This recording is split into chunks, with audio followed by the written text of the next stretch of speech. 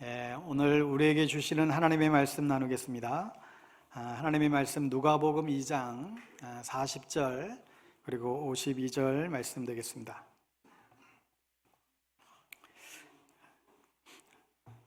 하나님의 말씀 누가복음 2장 40절 그리고 42절 말씀,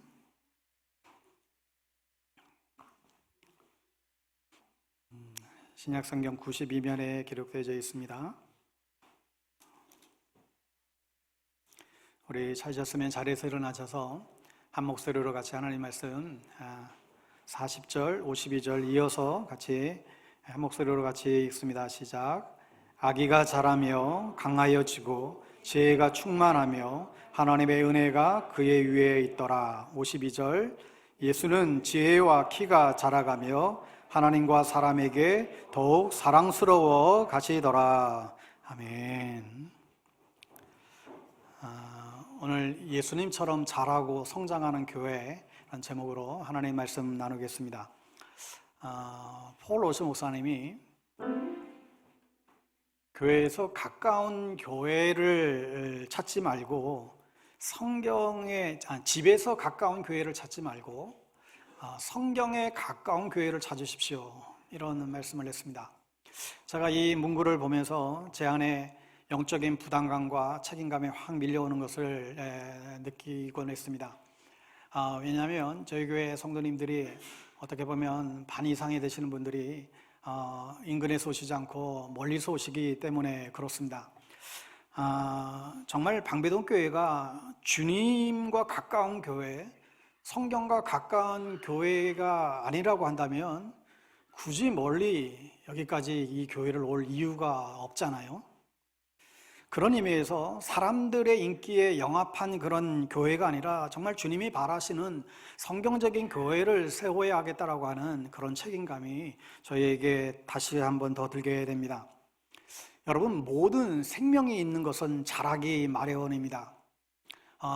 교회 역시 하나님의 생명이 흐르고 있기 때문에 자라나기 마련이죠. 그런데 교회가 자라고 성장해 간다고 할 때에 그 주체가 누군가, 이 성장의 주체가 누군가, 그것은 사람에게 있지 않고 하나님에게 있습니다. 고린도전서 3장 6절의 말씀대로 나는 심고 아볼로는 물을 주었을 때 오직 자라게 하시는 것은 하나님이시다. 하나님이 자라나게 하신다. 하나님만이 우리 교회를 자라게 하시고 우리 교회를 성장하게 하십니다. 하나님만이 마른 뼈로 가득한 골짜기에 새로운 생명을 불어넣어 주십니다. 물론 우리의 수고도 뒤따라야 하겠지요. 그러나 아무리 우리가 애써도 주님이 세워주시지 않는다라고 한다면 그것은 헛된 것이 되고 말 것입니다. 5월달 남성구절 말씀대로 여호와께서 집을 세워주시지 아니하면 세우는 자의 수고가 헛된 것이지요. 주님께서 우리 교회를 정말 바른 교회로 성장시켜 주시게 되기를 간절히 소원합니다. 자, 그럼 어떻게 성장해야 될까? 우리에게는 모델이 있어요. 예수 그리스도라는 모델이 있습니다. 하나님이 진정 원하시는 우리에게 정말로 필요한 성장은 예수님을 닮는 그런 성장인 줄로 믿습니다. 그러면 주님은 어떻게 성장했는가? 여러분, 성경에 보면 예수님의 성장을 묘사한 구절은 단 2곳밖에 소개되지는 않는데 그것이 바로 오늘 우리가 읽었던 본문 말씀이에요. 누가복음 2장 40절 그리고 52절 말씀입니다. 오늘 성경 본문을 읽으면서 어떤 분들은 어린이 주일은 지난 주일인데, 이런 생각 혹시 하셨던 분이 있으실지 모르겠어요. 어린이 주일날 이 본문 가지고 많이 설교를 하곤 하죠. 근데 이 말씀을 묵상하다가 이 말씀이 어린 아이들에게 뿐만 아니라 교회도 이렇게 예수님처럼 성장했으면 좋겠다라는 마음을 주셨습니다. 자, 오늘 우리 교회가 예수님처럼 성장하기를 바라는 마음으로 오늘 이 말씀을 한 구절씩 그 의미를 살펴보겠습니다. 우선 예수님은 어떻게 성장하셨는가? 누가복음 오늘 2장 40절 말씀 다시 한번 읽어볼까요? 시작. 아기가 자라며 강하여지고 지혜가 충만하며 하나님의 은혜가 그의 위에 있더라. 오늘 앞부분에 보면 아기가 자라며 강하여졌다라고 했습니다. 여러분, 잘하는 것이 중요하지만 더 중요한 것은 잘하면서 건강해야 합니다. 여러분, 위로는 크게 자라는데 바람이라도 조금 불면 쉽게 꺾어져 버리는 그런 상황이라고 한다면 그런 허약한 성장은 건강한 성장이라고 볼 수가 없습니다. 그런데 예수님은 자라면서 강해지셨습니다. 우리 교회도 그렇게 성장하기를 원해요. 우리가 자라면서 성장하면서 강해지기를 원합니다. 자, 어렸을 때에 이런 기도의 내용을 자주 듣고 자랐습니다. 하나님의 교회에 영권과 물권과 인권을 허락하여 주옵소서.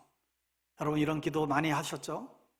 영권과 물권과 인권을 허락해달라고. 돌아보면 사실 굉장히 중요한 기도의 내용입니다. 영권, 영적인 권능이 있어야 이 어둡고 악한 세상과 싸울 수가 있겠지요. 이 물권, 이 물질이 풍성해야 더 많은 사람들을, 어려운 이웃들을 도울 수 있죠. 그 다음에 그 인권, 이 주의 일을 할 사람이 필요한 것이죠. 바라기는 앞으로 우리 교회가 영적인 파워가 있는 교회가 되기를 바랍니다. 물질적으로 어려움이 없는 그런 강한 교회가 되기를 원합니다. 주님이 보내주시는 사람들로 인하여 이 맨파워가 있는 그런 교회가 되기를 원합니다. 여러분, 이 중에서도 가장 중요한 것은 영적인 권능인 교회일 것입니다. 그러면 우리가 이 교회가 어떻게 영적으로 강해질 수 있겠는가? 기도 외에는 이런 이유가 나갈 수 없노라고 주님 말씀하셨습니다. 성경에 보면 세례 요한도 어린 시절에 빈들에서 지내면서 심령이 강화해졌다라고 표현하고 있어요. 그는 빈들의 사람이에요. 그 빈들에서 하나님과 독대하면서 하나님과 기도하면서 그가 강하게 자라날 수 있었습니다. 사랑하는 여러분, 우리 교회가 하나님과 독대하는 교회가 되기를 원합니다. 영적인 권세가 있는 교회가 되기를 축복합니다. 더불어 이 물질의 복과 사람이 복이 넘치는 그런 은혜가 있게 되기를 바랍니다. 두 번째로, 예수님은 어떻게 성장하셨습니까? 아이가 자라면서 강화해졌을 뿐만 아니라 예수님은 지혜가 충만했다라고 말씀합니다. 여러분, 지혜하면 생각나는 게 뭐가 있어요?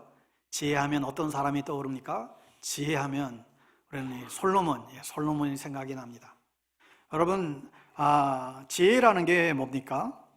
지혜, 노인의 지혜, 또 어떤 문제들을 또 결정하고 판단하는 그런 사려 깊은 생각들, 이렇게 생각할 수 있습니다. 물론 맞는 말씀이죠. 여러분, 그러나 우리가 분명히 알아야 될 것은 성경이 말하는 지혜는 단순히 어떠한 지혜로운 결정이나 판단 그 이상의 의미가 있습니다. 여러분, 성경에서 이 지혜의 대명사, 바로 이 솔로몬, 왕이잖아요.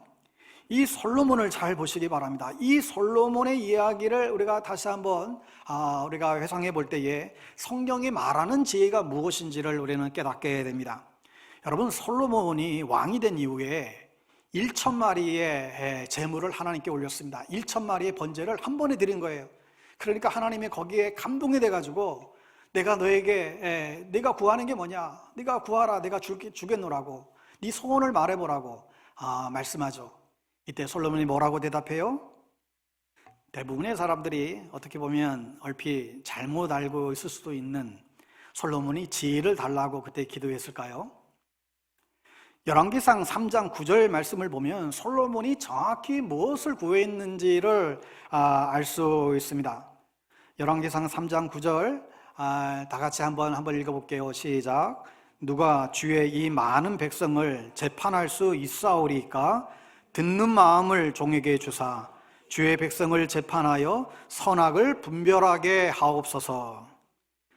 여기 정확하게 솔로몬이 구한 것이 뭐냐면 듣는 마음이에요. 듣는 마음을 종에게 주사. 이 듣는 마음이 히브리 원문에는 듣는 마음, 네보 쇼메아라는 단어를 쓰고 있습니다. 네보라고 하는 것은 마음이고 쇼메아는 듣는이에요. 그러니까 듣는 마음을 구했다라고 하는 거예요.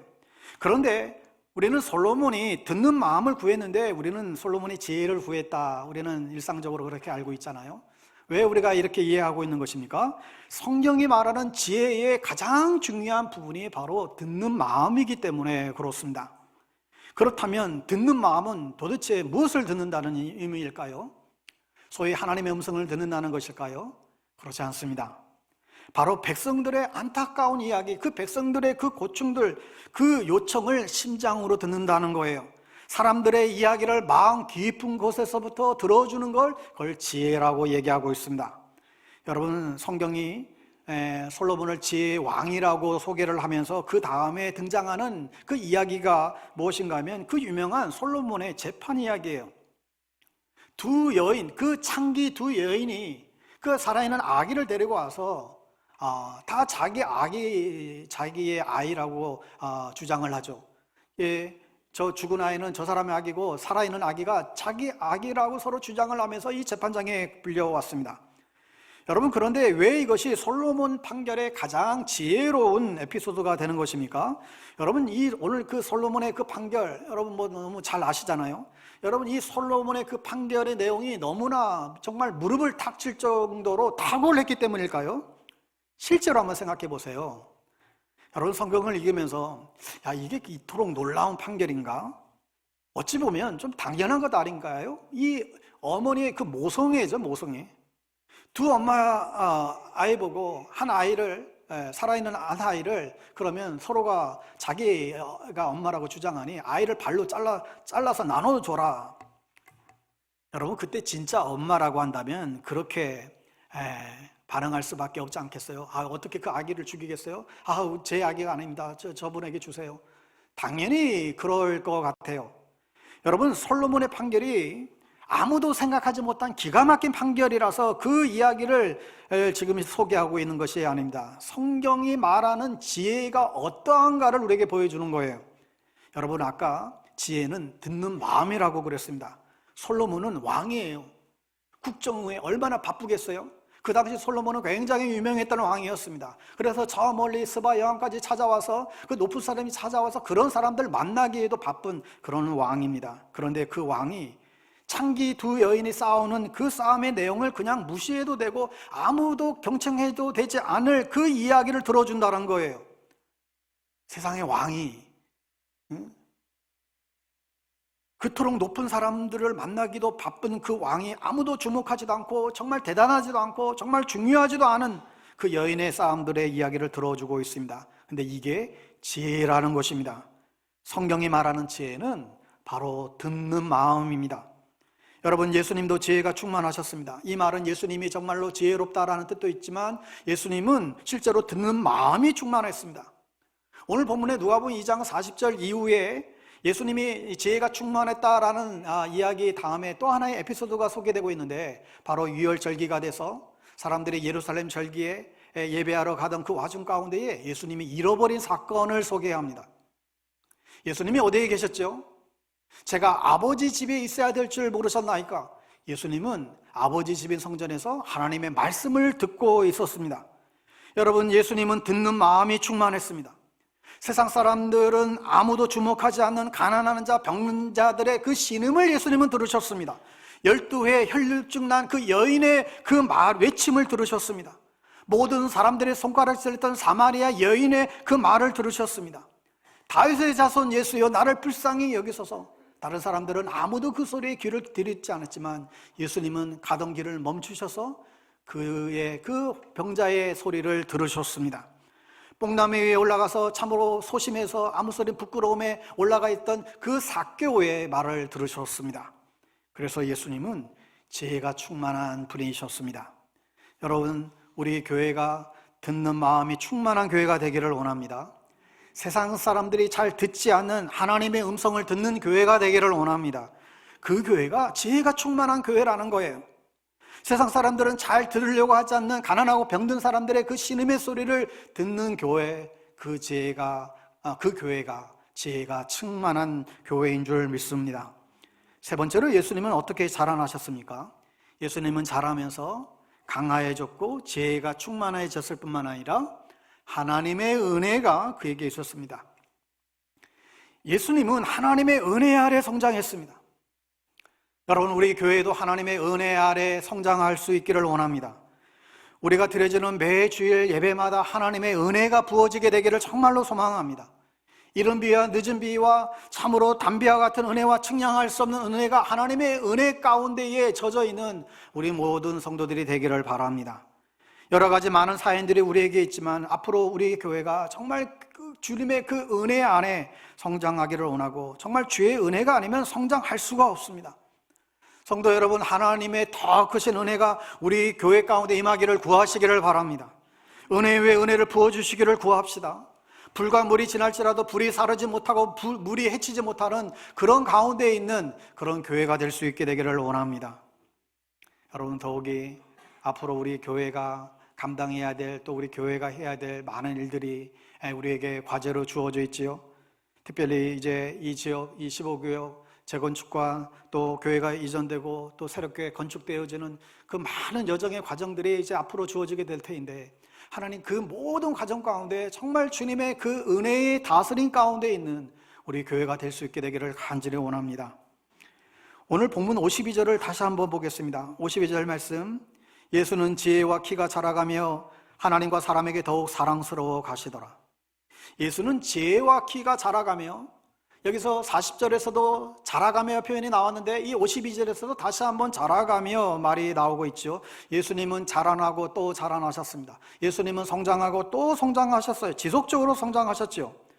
여러분, 우리 교회가 자라기를 소망합니다. 지속적으로 성장하기를 원합니다. 정말 건강하게 성장하기를 원합니다.